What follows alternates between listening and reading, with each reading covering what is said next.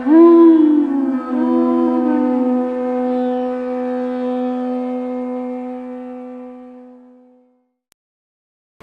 Namo Bhagavate Vasudevaya.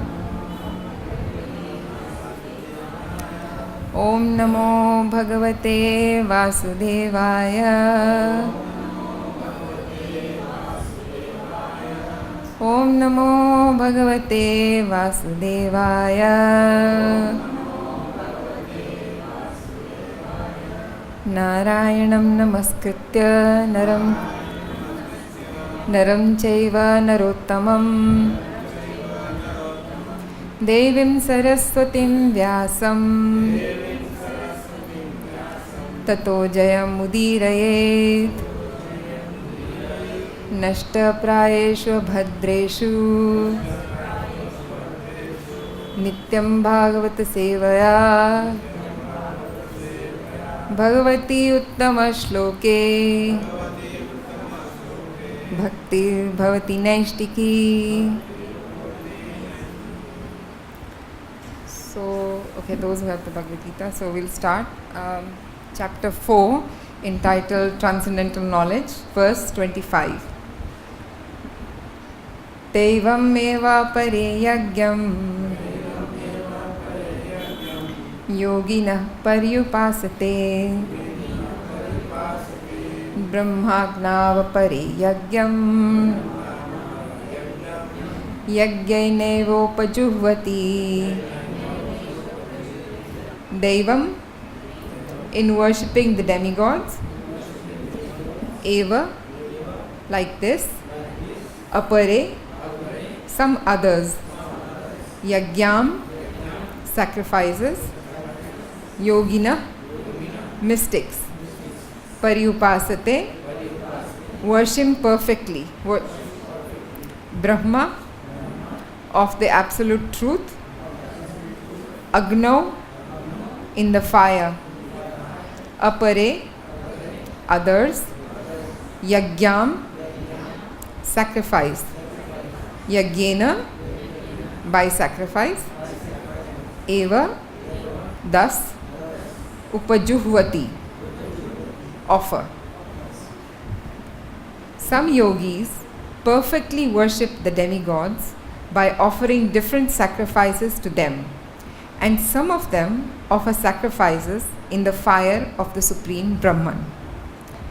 Purport by His Divine Grace Srila Prabhupada. As described above, a person engaged in discharging duties in Krishna consciousness is also called a perfect yogi or a first-class mystic. But there are others also who perform similar sacrifices in the worship of demigods, and still others who sacrifice to the Supreme Brahman or the impersonal feature of the Supreme Lord. So there are different kind of sacrifices in terms of different categories. Such different categories of sacrifice by different types of performers only superficially demark varieties of sacrifice. Factually, sacrifice means to satisfy the Supreme Lord Vishnu, who is also known as Yajna.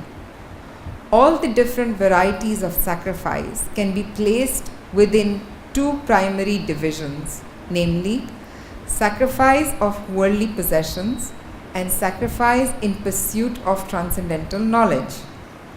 Those who are in Krishna consciousness sacrifice all material possessions for the satisfaction of the Supreme Lord, while others who want some temporary material happiness sacrifice their material possessions to satisfy demigods such as Indra, the sun god, etc.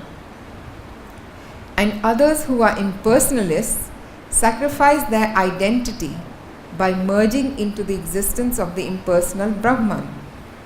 The demigods are powerful living entities appointed by the Supreme Lord for the maintenance and supervision of all material functions like the heating, watering, lighting of the universe.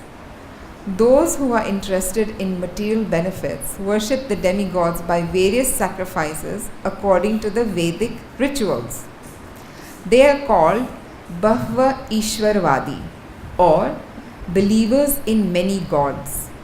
But others who worship the impersonal feature of the absolute truth and regard the forms of the demigods as temporary, sacrifice their individual selves in the supreme fire and thus end their individual existences by merging into the existence of the Supreme. Such impersonalists sacrifice their time in philosophical speculation to understand the transcendental nature of the Supreme. In other words, the fruitive workers sacrifice their material possessions for material enjoyment, whereas the impersonalist sacrifices his material designations with a view to merging into the existence of the Supreme. For the impersonalists, the fire altar of sacrifice is the Supreme Brahman, and the offering is the self being consumed by the fire of the Brahman. The Krishna conscious person, like Arjun, however, sacrifices everything for the satisfaction of Krishna, and thus all his material possessions as well as his own self, everything is sacrificed for Krishna.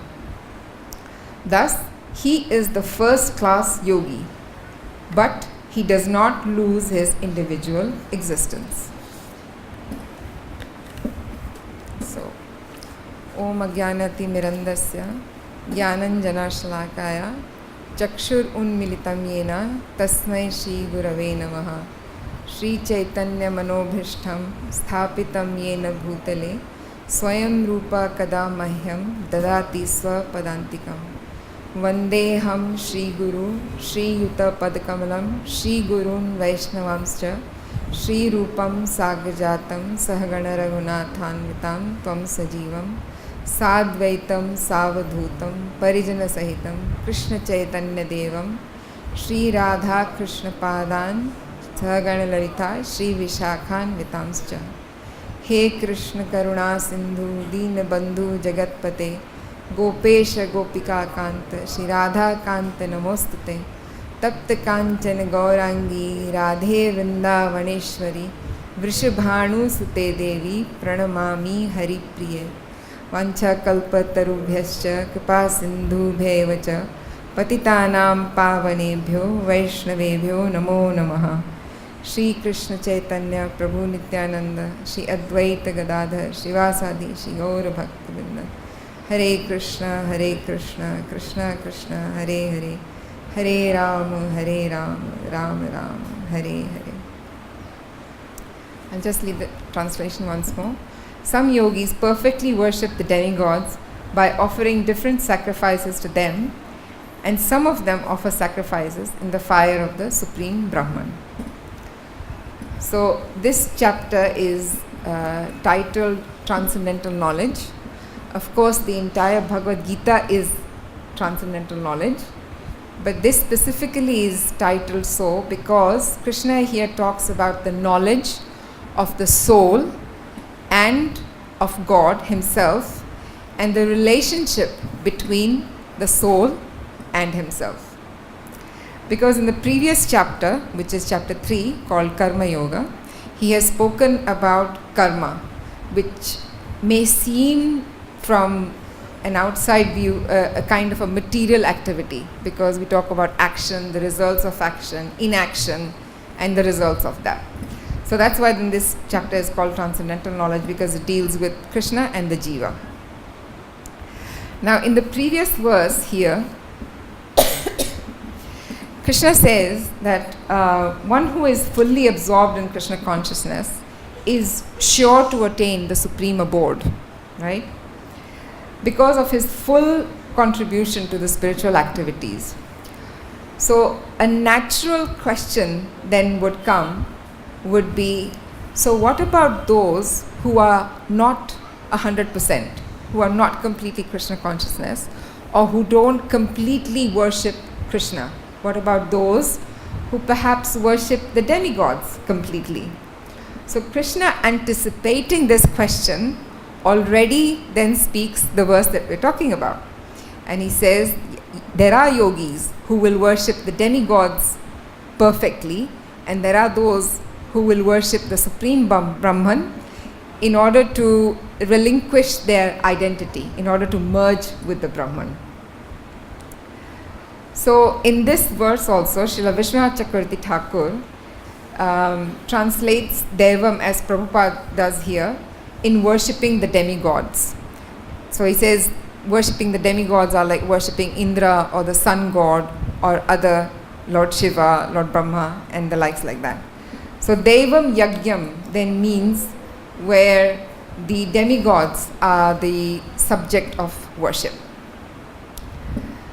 And in the purport, Prabhupada makes it very clear that the different kinds of sacrifice which are categorized by different categories are actually just so the word Prabhupada used is, they are superficially demarked varieties of sacrifice, because all sacrifice is meant to please Lord Vishnu.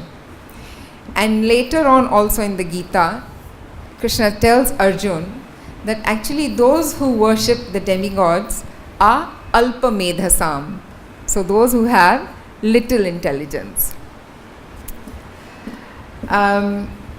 So here he talks, Prabhupada clearly demarcates those who are performing sacrifices to the demigods into two clear categories, right?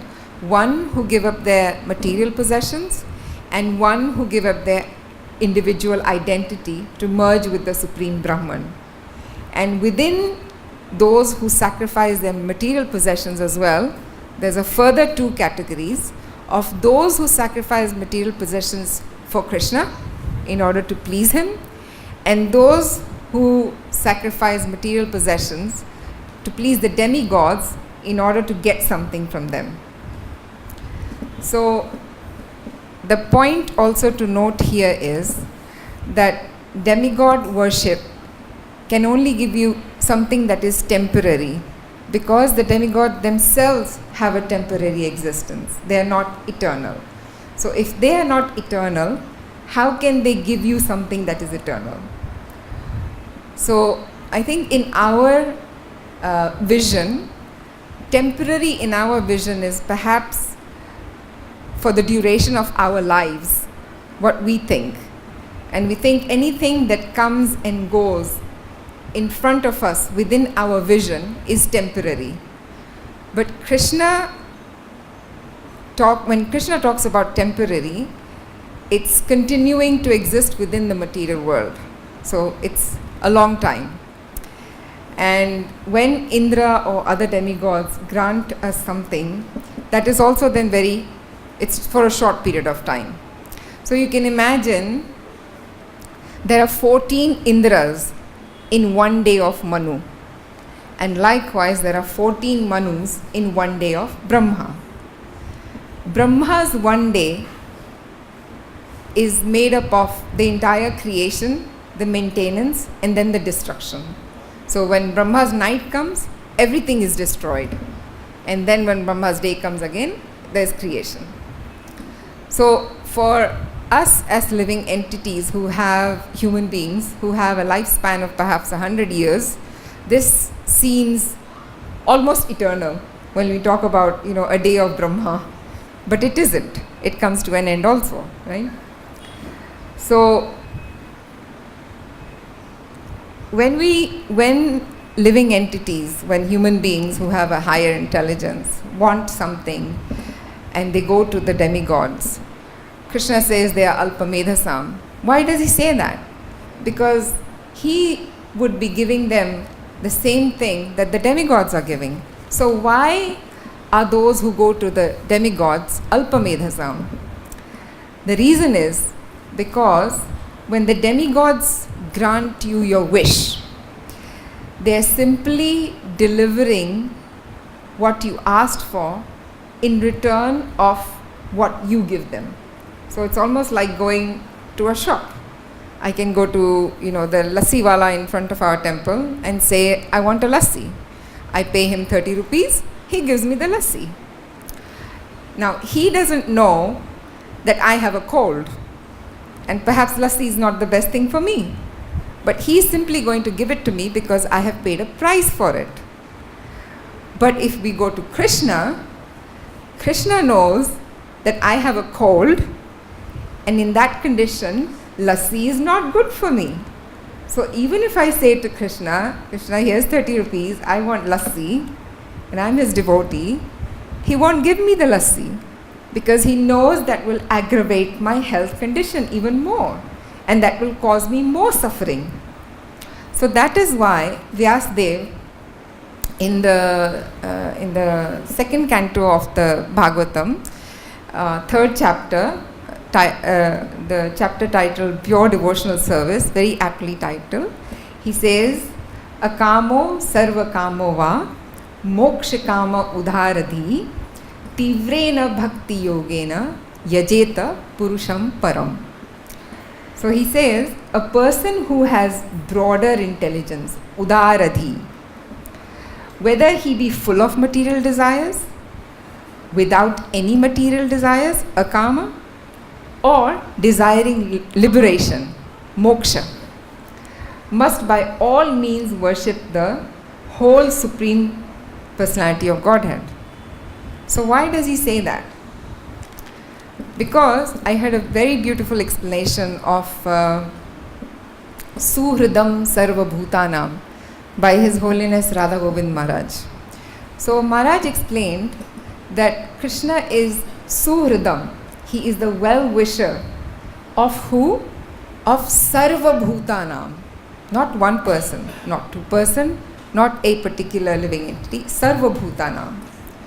So what is it that gives Krishna this unique characteristic, that he is Suhridam? So Maharaj explained that you can only be a well-wisher of someone when you know what is going to happen next. So Krishna is Trikaldarshi. He knows the past, he knows the present, and he knows the future. For example, if I say that as parents or as those who have experience, I'll give maybe a more grihastha example. If a child wants to put their finger in the socket, so whoever is a little bit older knows that that is dangerous, right? So such a person can be a suhrid for the child because they know the consequence of the action, right? So the demigods in this case, and we have seen so many and we have heard so many examples. For example, when Hiranyakashipu was performing great austerities, not eating, not drinking, to the extent that, his austerities took on such a power that there was fire emanating from his head, which was burning the residents of the heavenly planets. So when he was performing these austerities, and after that when he asked Brahma for those boons that we all know, I don't want to die in the earth or the sky, outside, inside, by a human, by, an animal, by astra, shastra. Brahma gave him the benediction. Now Brahma could not see Hiranyakashipu's future. He could not see that I grant this boon to him, he's going to create havoc. Not only that, from a worldly point of view, Hiranyakashipu would earn dishonor and be defamed for time immemorial in all our scriptures. Nobody in their right minds would name their child Hiranyakashipu. Nobody would tell their child, such a great example of a great king, you should be like him. So Lord Brahma did not see this, right? And he granted him the boon. We see so many other examples. We see the examples of Vrikasur, who tried to please Lord Shiva and said, I want the boon whereby when I put my hand on somebody's head, that person's head should burst into 100 pieces. So Lord Shiva granted him the boon. So you see, the demigods are not able to, and they don't have the capacity to think for the benefit of the living entity. They simply deliver in exchange for what you give them. You do some tapasya, you offer something, you get what you want. So that's why Krishna is the only one who can be a Suhrid and for Sarva Bhutanam. So maybe a natural question would then come is, okay, so, and this is specifically for us as sadhakas, as practicing devotees who want to do things to please Krishna and perhaps not have any other desire. This is all what we want. We don't have any material desires because we all want to practice Uttama Bhakti, right? We all want to go back to Godhead. We all want to go back to Goloka Vrindavan and be there with Krishna. So maybe a thought would come to say, well, you're saying now that you can worship Krishna if you have any material desires, but how does that then tie in with me trying to aspire for a state of Uttama Bhakti? So Srila Rupa Goswami gives us some hope. And in his definition of Uttama Bhakti, he says, Anyabhilashita shunyam jnana karmadi anavritam anukulyena krishnanushilanam bhaktir uttama. So he doesn't say Anyabhilash. That means that you should have no desire at all. Your only desire should be to please Krishna and to act in such a way that he is pleased. He doesn't say that. He gives us some hope. Because as human beings, as devotees living in the material world, at some point in time, we may have some desire, right? We may have a desire to, get a good job or to get a good degree in order to survive in this material world. So Srila Rupa Goswami Pad gives us that little leeway. And he says, that's why he says Anyabhilashita. So this ita says that if a desire comes up in your heart that is temporary in nature, this is still allowed. You will still be able to perform Uttama Bhakti, as long as your primary desire is to serve and please Krishna. If this is your primary desire, and in between you have some desires, my son gets a good wife, my daughter gets a good husband, or I get a good job, this is still acceptable. So Srila Rupa Goswami is very kind, like Srila Prabhupada, and he gives us this little leeway. And also, why should we go to Krishna to fulfill our desires? One is because he is Suhridam Sarva Bhutanam, and he has this intense desire that the living entity comes back to him, to Goloka Vrindavan, and does not have to suffer in this material world. Even though we are engaged in devotional service, we all experience the 3 kleshas, right? So this is what Krishna wants. He wants us to come back to Vaikuntha, where there are no worries. Kuntha means worry, Vai means without. So without worries, to a place without worries. Because he loves us so much and with such deep intensity. There is a scripture that Srila Sanatana Goswami Pad has written. It's called Brihad Bhagavatamrita. And Brihad Bhagavatamrita is in 2 parts. The first part is where Narad Muni is looking for the highest recipient of Krishna's mercy. And the second part is a story about Gop Kumar's journey. Gop Kumar is a young cowherd boy, and by some good fortune, he meets his spiritual master. His spiritual master gives him the Gopal mantra, And on the power of chanting that Gopal mantra, Gop Kumar, in his current body, is able to traverse the many planetary systems that we have.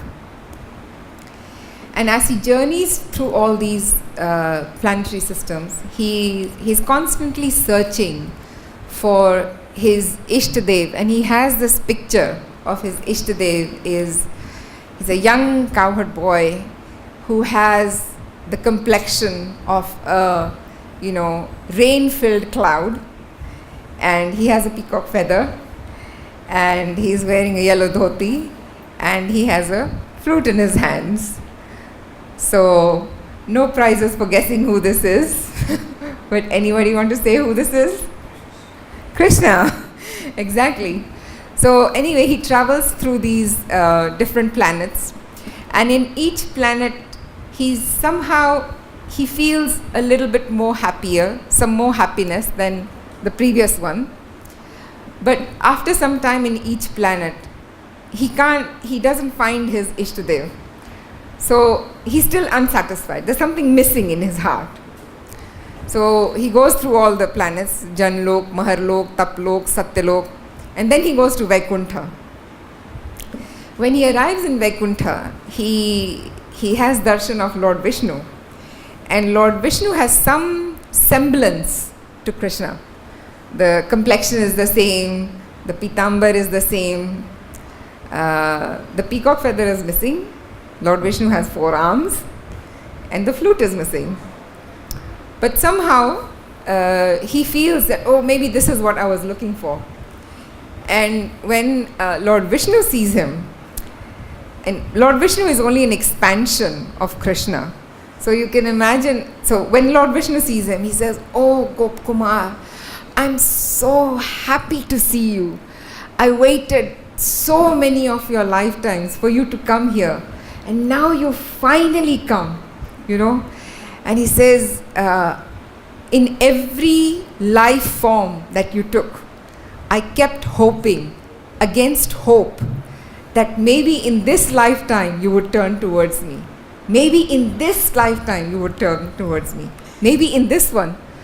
But you showed me no mercy, He says, but still, hope kept me dancing like a fool, And I was trying to find some pretext on which to bring you back to me, and yet uphold all the rules that I had set for the living entity to come back to me. Because we know Krishna breaks rules, but he breaks rules as an exception.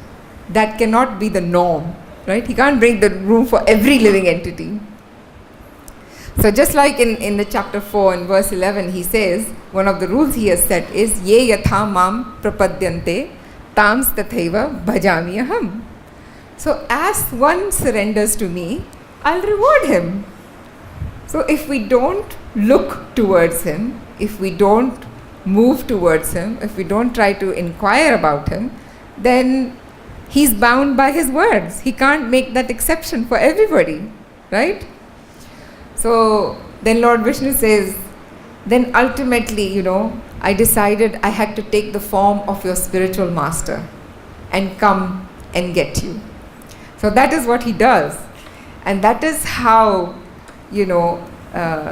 Krishna has created all our good fortune by sending Srila Prabhupada to us.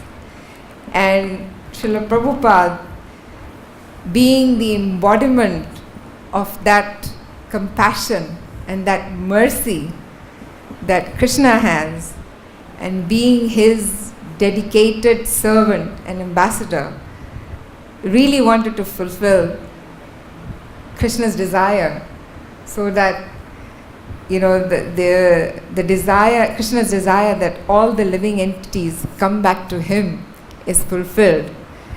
And he took the order of his spiritual master, Srila Bhakti Siddhanta Saraswati Thakur Maharaj, and endeavored at an age where people think of retiring and enjoying having worked hard all their life, and undergoing great physical difficulties, distress, he still persisted so that somehow he would fulfill the order of his spiritual master and ultimately Krishna and please him.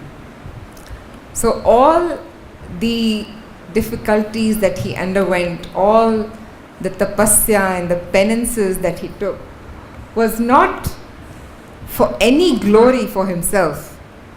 He could have stayed in Vrindavan. We all desire to stay in Vrindavan. I desire to stay in Vrindavan. But he didn't do that. He gave up his own comfort, his own, his own pleasure in being in Vrindavan, his own joy in being in Vrindavan. Of course, Vrindavan was always in Prabhupada's heart, wherever he was. So he didn't, I wouldn't say he didn't miss it, but I'm sure he missed, but still he gave that up. Just so that, people like us who are here would get the opportunity, to find out more about him. He wrote these books, the Bhagavad-Gita, the Srimad Bhagavatam, the Chaitanya Charitamrita, to give us a taste of the spiritual world, of what it could be like to be there.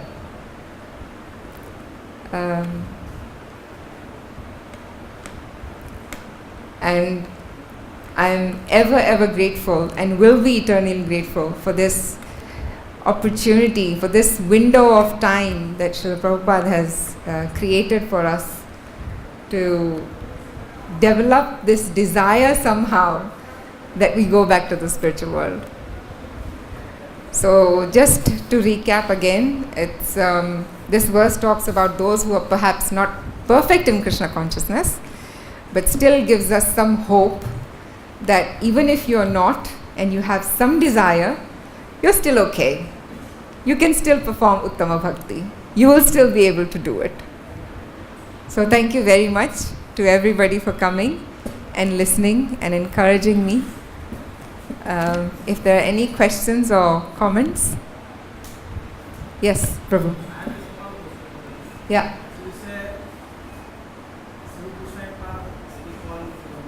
Yeah. Yeah. Yeah. Huh.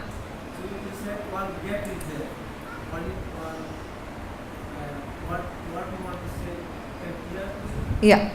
So thank you for the question. It's a very beautiful question as well, because the verse itself is very beautiful, but I understood it after a long time. So if Rupa Goswami Pad had said, for example, Anya Bhilash, okay, Anya Bhilash means no other desire. So that would become the qualification for Uttama Bhakti. Means if you have any other desire apart from the desire to please Krishna, then it's not Uttama Bhakti. Right? So it makes it very narrow, very, very narrow. So that means you cannot have any other desire. If you like Rasgulla as Mahaprasad, if you like samosa at Mahaprasad, and you think, okay, today I feel like having samosa, or today I feel like having Rasgulla, so that is what I will offer Krishna, because that's what I want, right? So if Rupa Goswami Pad had said Anya Bhilash, then to aap gaye, kyunki then that's not Uttama Bhakti, because you had a desire apart from pleasing Krishna. Does that make sense? Huh. So Anya Bhilashita.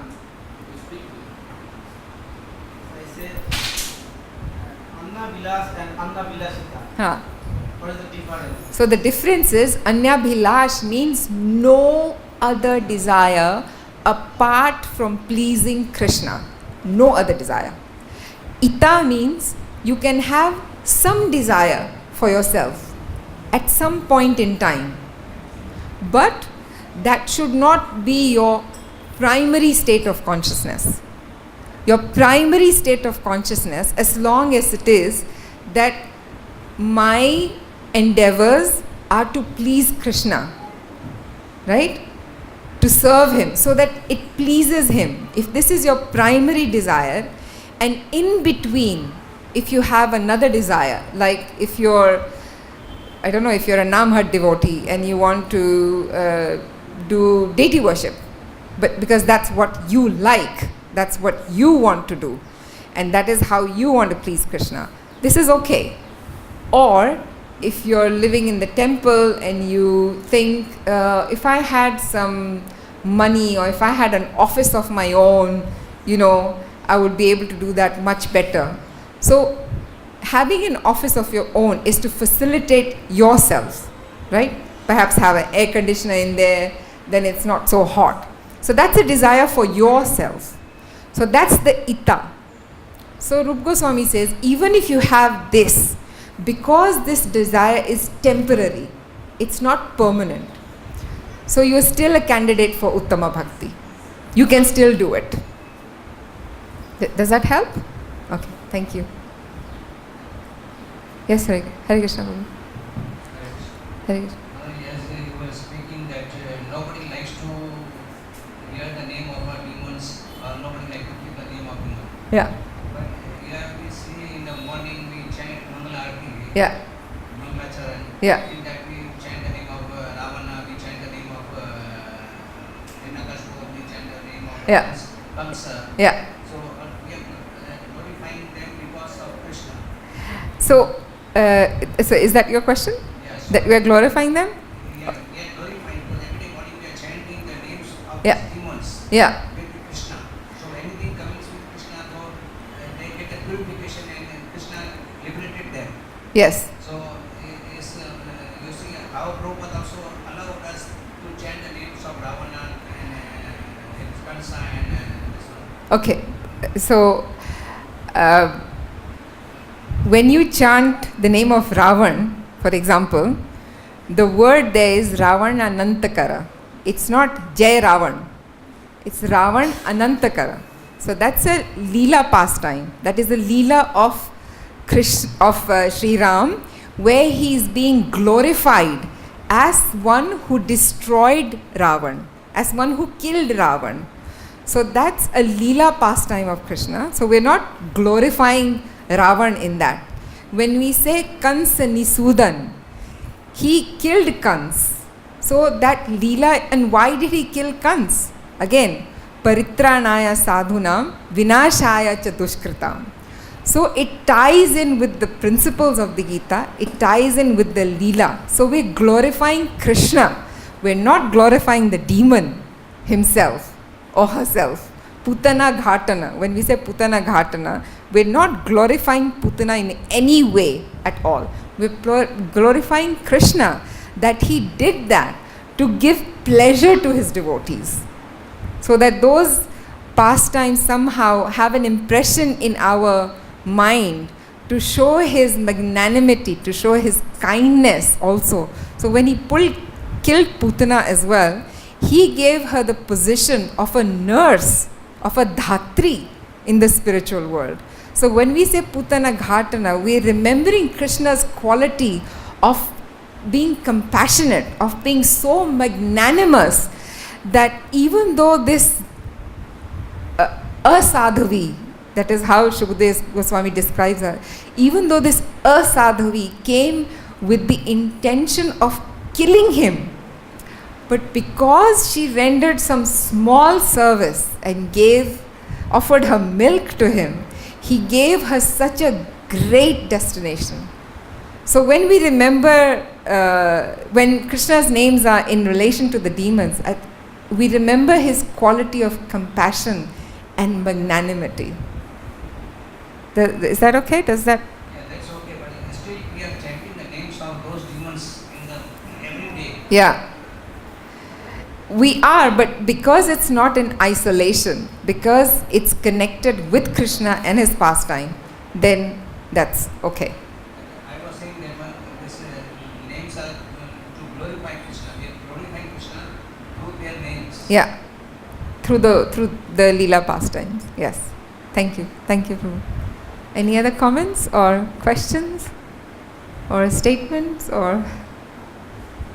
Okay. Thank you very much. Srimad Bhagavad-Gita ki jai. Srila Prabhupada ki jai. Thank you.